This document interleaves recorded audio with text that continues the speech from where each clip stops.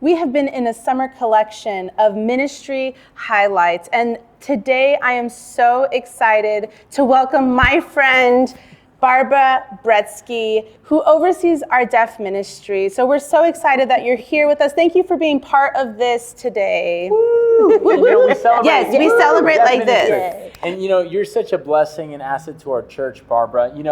One of the values of our church is that we tell our community, we even have it posted on our sign, that you matter to God, you matter to us. Yes. And that means that every person. Yes. And so our goal is not only to be a multi-ethnic, multi-campus, multi-generational church, we also want to be multilingual. Yes. And so we are so blessed to have ASL, right, American Sign Language, as a part of our church. And so, Barbara, we're so grateful to have you. You're a great blessing and a great friend to us. Yes, you are a pillar of our church, and we absolutely adore you.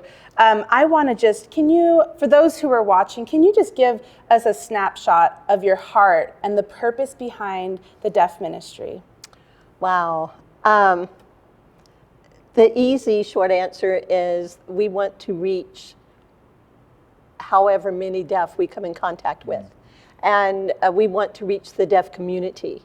And for our church, we also have taken on the vision of any person that cannot verbalize a conversation and could benefit from the ministry that we are offering here.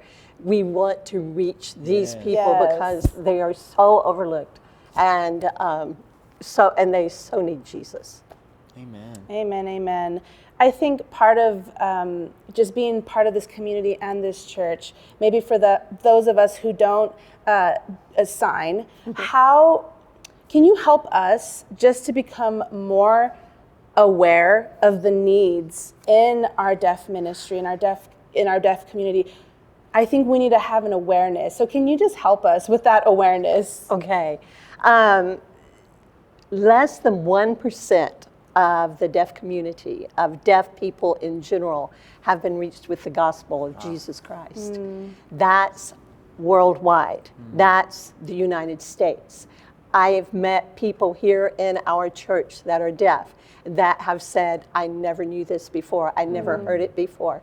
And it's been such an amazing thing to be able to be there and do that, to take the gospel where it hasn't gone, and to see the deaf take the gospel where it's not gone. And we're seeing that here at our church. And so that's, wow,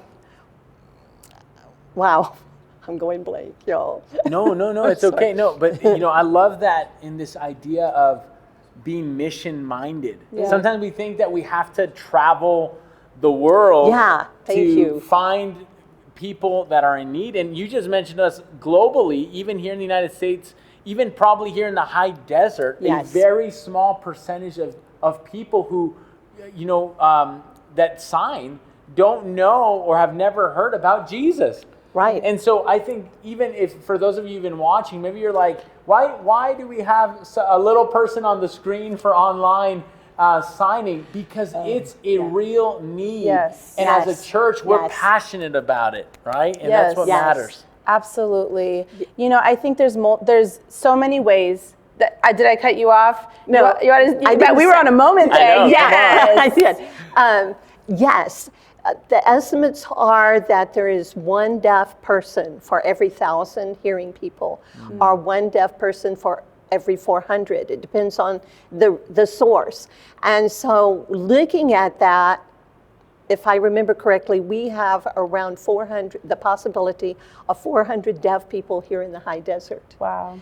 And we don't have that many ministries reaching out to them. Probably less than 100 reached. And no children and no youth being reached.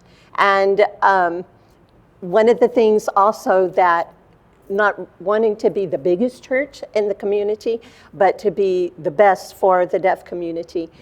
And one of the things I noticed with the COVID and with the hurricanes, recently another state had an interpreter for their governor who let's just say the deaf didn't get the message. And so we want to make sure that the message is good. We have started a school and to teach, and we're teaching 3 different levels of sign language because we want the message to be true and right. Yes. Yeah. Man, what a point. It is. What are the opportunities for people to learn sign or to even be involved in the deaf ministry? What opportunities do we have here at our church? Oh, the sky is the limit, okay? It really is. Like I said, we've been offering 3 classes in sign language, beginner, intermediate, and then through ASL, and one of our deaf is teaching that. Okay. He is also one that at retirement, he's not going to just retire. He wants to travel and tell deaf that haven't heard about Jesus. That's amazing. He said he feels that he's going to be a missionary. And so now we're going to be offering that. But for those that want to be involved, if you have an interest in anything that the church does, you can be involved in the deaf ministry. Yes. Because we need photographers, we need graphic artists, we need yes.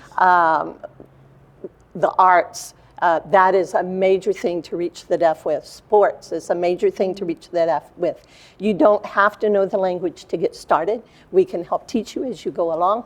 And yes, I've seen very few, probably less than 5, that were not able to get it because it's an easy language to learn. Yeah, wow. There's so many ways. You just mentioned a lot, and there's so many ways to get connected. Yeah. So maybe you're watching this video, this highlight, and if you want to get connected, or if you want to know more about our deaf ministry, you can follow us on our Facebook page. We have a VFA Deaf Ministry page. You can like us, and you can see up-to-date live photos and what's going on in our deaf ministry. And you can also call the church office or visit our church website at vfassembly.org. Thank you so much for joining us this morning. Thank you, Barbara. Thank you, Pastor Nahum. We love you so much. Thank you guys so much.